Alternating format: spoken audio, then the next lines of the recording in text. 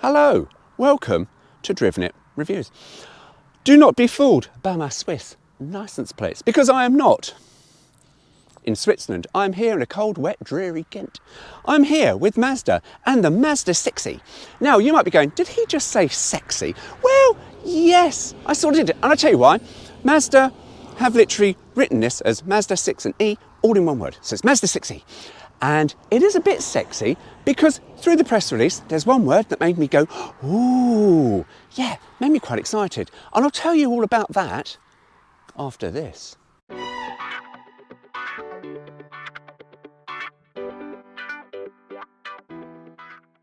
So why am I excited about this new Mazda 6e?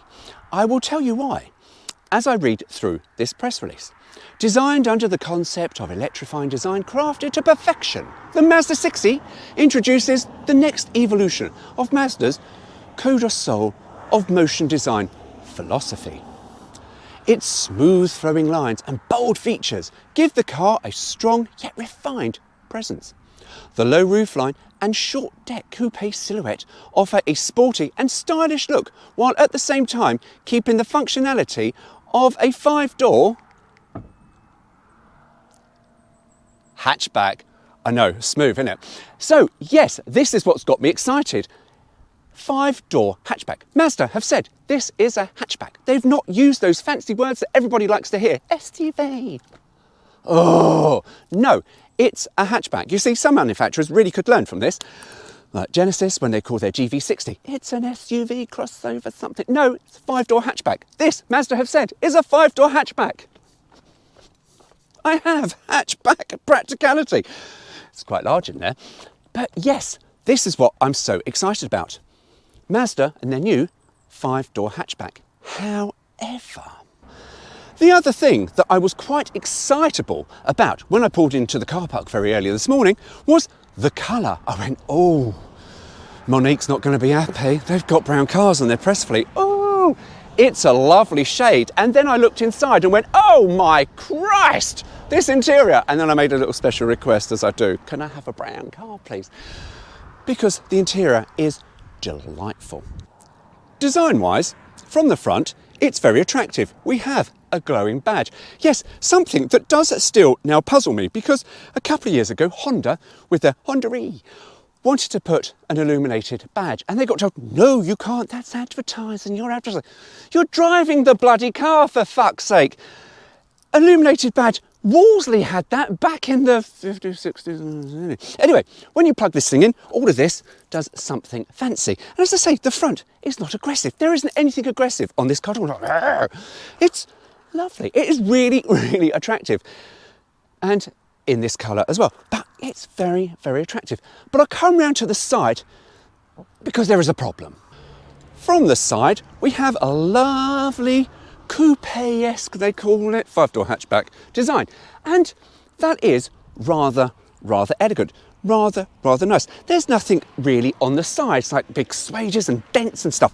However, the one thing that I am just, oh, please manufacturers, now stop it. Renault did this many years ago, I think on Clio 4, 5 or 6, I get confused. But Renault started doing this, and the first time I saw a Renault Clio with this, I was like, fuck me, it's been T-boned. No, it hadn't been T-boned at all. It was just Renault doing something stupid. This black piece of crap here, I just don't like it. I'm sorry, this is a personal preference. To me, it looks like a running board that you get on a Volkswagen Beetle. If you want to put running boards on a car, please just put running boards on a car. Don't put this. Oh. But yeah, apart from that, it's the only thing that I really don't like. However, I'm going to take you to the back because they've harked onto something, and there was one other manufacturer I thought, they've done this. As I was saying about design, Mazda have spoken about the rear light design. I only touched on it briefly, but they went, harks back to our heritage. RX-7, Mazda 3, and now Mazda 6e. And yeah, and the first thing I went through my mind was I thought, yeah, Jaguar did that with a lot of their cars, bringing back their historic rear lights from the E-Type. So not a new thing, but do you know what? From behind, it's really not unattractive. However, in the boot, if I can get the button, there we go, electric, lovely. I will do my little test to see whether or not it tries to kill me. But the boot is quite large, and I will put down the dimensions because it is a good sized boot. And this opens up really high. So that is quite nice. I wish I didn't look at the boot shuts. It's nice painted.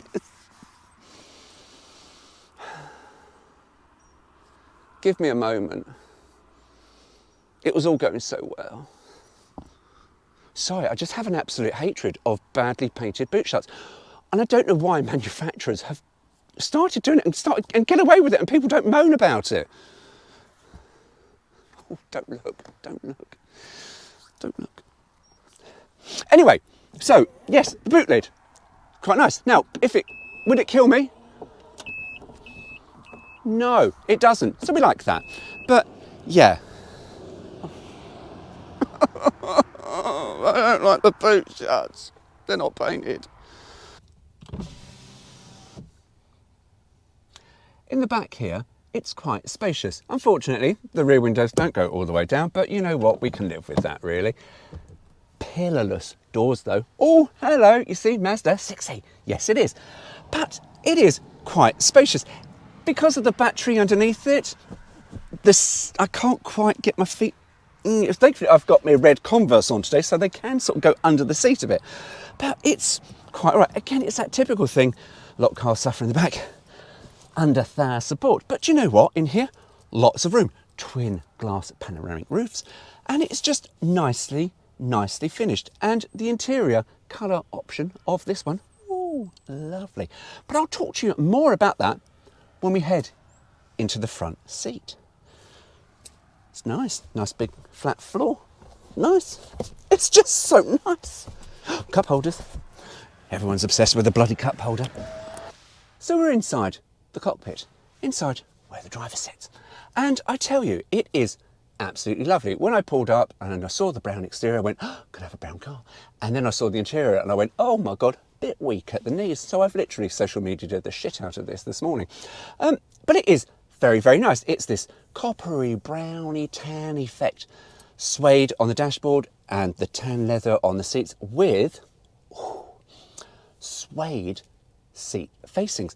And I tell you now, it just makes all the difference because all leather interiors, all black interiors, this is just lovely. And I can tell you now, for a Japanese car, and you might be thinking, no, they've always been doing it. Not always. You jump into some Japanese cars and you go, they just don't feel great. This has got a really, really nice feel. I know I'm doing the typical, stereotypical thing, oh, soft touch, soft touch, soft touch, soft touch. But it has just got a lovely feel. At night time, or when it gets a little bit dusky, we've got ambiance in the lighting. All here is illuminated, and it just makes it a really, really pleasurable experience. Now, what else have we got? We've got this big touchscreen here. Unfortunately, heater controls are on a touchscreen. And unfortunately, I'm going to praise Volkswagen for this. They don't give you, in Mazda, the little ledge to rest your finger when you're driving around. You're like, oh. Ride, thankfully, isn't really that bad, so you're not fingers on, going all over the place, and you end up putting the seat in a flat position when you're trying to drive and adjust the heating. But it's very clear, very easy to use. However, there are a few things that I'm not overly happy with, or I wasn't until I used it. So, inside the cabin, and they have changed something. You might see I've got a column stalk here for forwards and backwards, and it does your cruise control very, very easy to control. And over here we have for headlight flasher, headlight washer and indicators, and that's it. And you go, hang on, what about lights? What about wipers? Because there are no buttons. Now, when we sat through the press conference and they went, oh, we've done this, done that, two little stars here. You can alter these two stars to be something else. I would recommend that how Mazda have set these up, you keep them like that. You see on this screen, all of this here is adaptable. You sort of swipe down here and you put things there that you think are really useful. However, on here, if I press this one, we get wipers, and you've got all your selection, and then you disable it. And then this one here, we press it and we get lights. And I have to say, when I first saw this feature, I just went, I'm not going to like that. I can tell you, however, having used it on this cold, wet, dreary day in Kent, it is actually quite intuitive and really, really lovely when you just go, I just want lights. Now, admittedly, you have to try and remember which one you put on your lights, but that's the light one. But that just works. So yeah, I will. I take it back. Mazda, I'm here. Oh, thank you, Mazda. I got it wrong. I think your switches for lights and wipers are very, very good. Unable to execute. Thankfully, yes, because otherwise I think I could be shot by the car. Thank you for not trying to kill me. Drive modes in the 6e, there are 3. You have normal, sport and individual. Normal, very nice. You will, to be honest with you, keep it in normal for pretty much everything. And then you've got sport, things come alive, things stiffen up a bit and you go, oh, okay. That normal is nicer. But then you've got individual, so you can choose it and adapt it, and it gives you a list of lots of things of how to adapt it to suit your driving style. So you go, that's very, very nice. Batteries, however, there are 2 options. You have a 68.8 kilowatt battery and an 80 kilowatt. The ranges are 300 for the 68.8 and 345 for the 80. And you go, oh, that's not a lot. And it's really, really not a lot. However, there is a caveat, there is a kick in the nuts if you go for the bigger battery. And I'm going to recommend that if you are to buy a Mazda6e, and please do, it's 5-door hatchback, it's lovely, go for the smaller battery. And I'll tell you why. It's charging. It can charge at 165 kilowatt hour. And with that, between your 10 and 80%, it will take 22 minutes.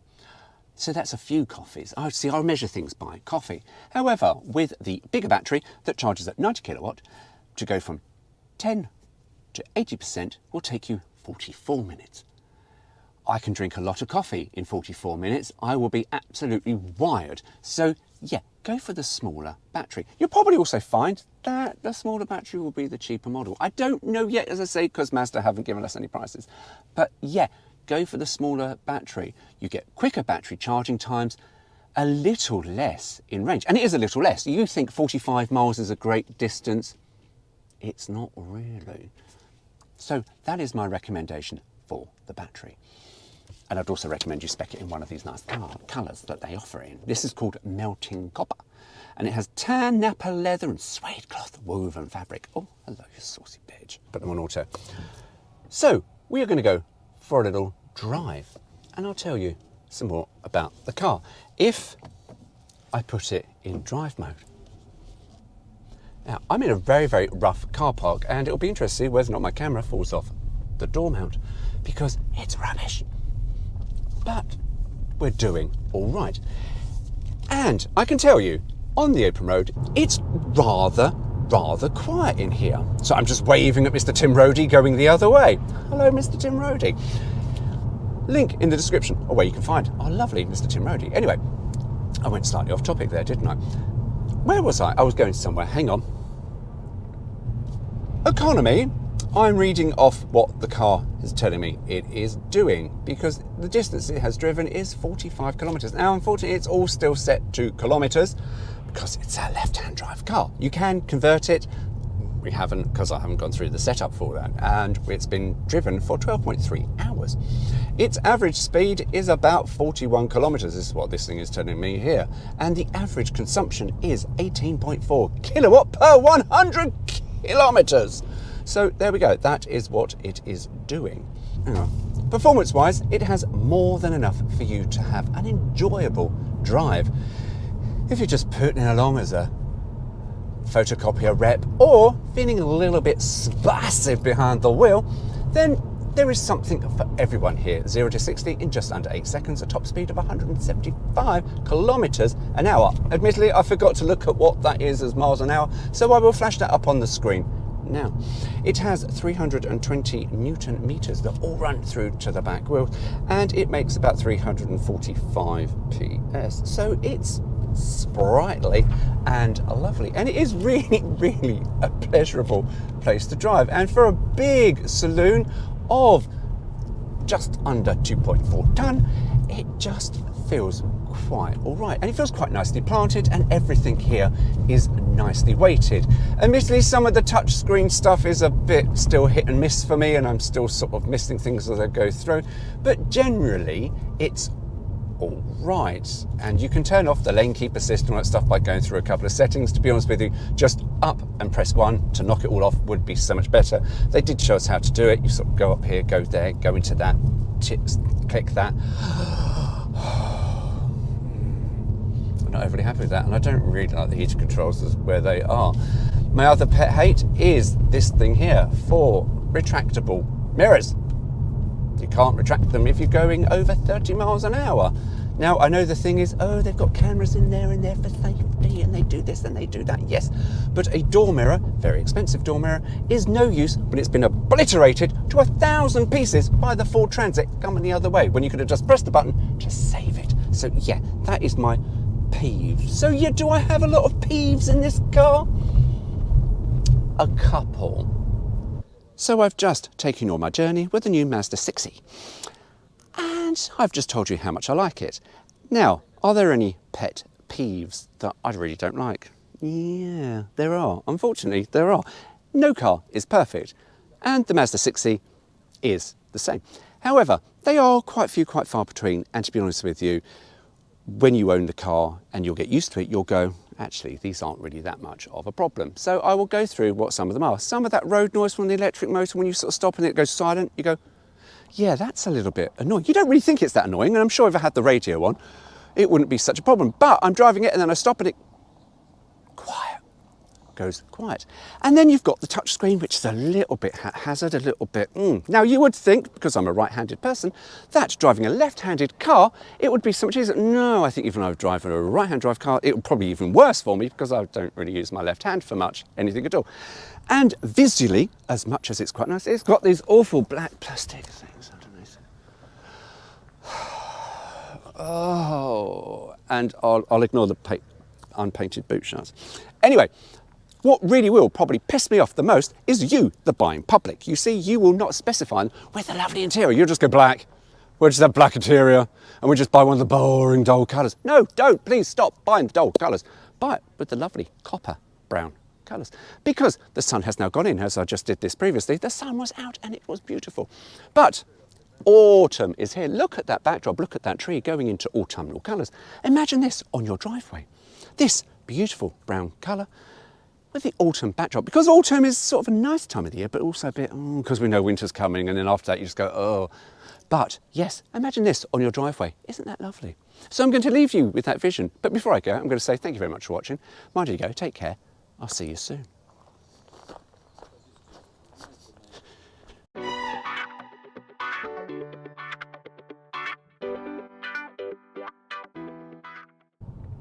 I forgot where I was. Tim, you have distracted me, because I was going to rabbit on about something and now I can't bloody remember.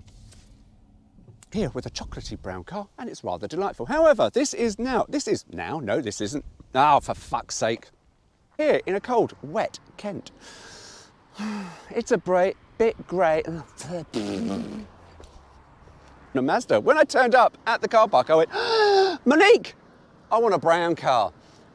And it's lovely. However, no, I've gone off topic.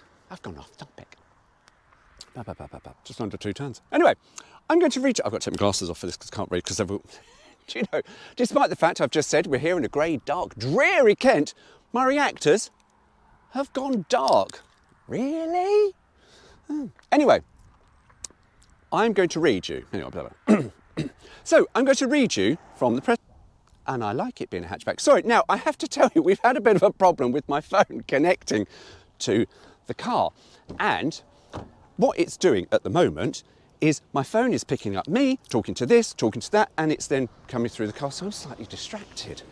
But yes, 5-door hatchback. So I'm going to do that all again. Oh, bacon sandwiches coming back up. Sorry, excuse me. Or you've got a normal, no, you haven't got a fucking bigger battery, you cunt. GoPro, stop recording. No! I did just put the bloody lights on. I'm going to leave the key in it. Oh, modern technology. Bloody fights me.